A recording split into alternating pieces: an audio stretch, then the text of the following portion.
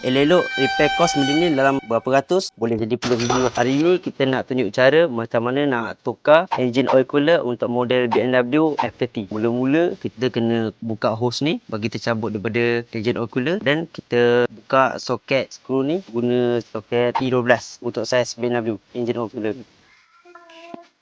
Punca kenapa kita kena tukar oil cooler ni, limit untuk sebuah ataupun sebiji oil cooler sama ada 80 ke 100,000 km ataupun limit tahun 5 tahun. Sebab kalau kita tukar, dalam ni dia akan pecah. So bila dia akan pecah, coolant ataupun air akan bercampur dengan minyak, end up dia akan jadi slow lah. Bila dia jadi slow, elok-elok repair cost benda ni dalam berapa ratus boleh jadi puluh ribu lah. So better tukar lah sebelum sampai limit.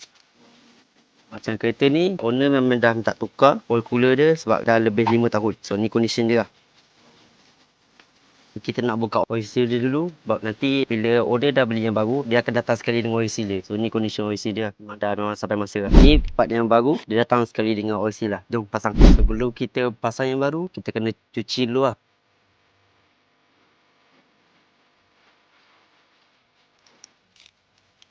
Dah siap pasang engine oil cooler, pasang balik hose yang daripada engine. Kita dah siap pasang engine oil cooler. Next, kita nak pasang coolant spare tank. Tengok coolant spare tank dia dah berkeladak. So, dah sampai mileage, memang kena tukar. Owner ni pun dah ada minta tukar dia punya coolant spare tank dia. Ni cara dia untuk kita tukar coolant spare tank. Punca kenapa tukar, sebab kalau yang baru punya sini warna hitam. Kalau yang lama punya, dia akan warna coklat-coklat macam merekah lah. So, kita kena tukar sekali lah. Ini dia punya coolant spare tank dia. Cara pasang dia, sambung bawah ni. Okey. Okey.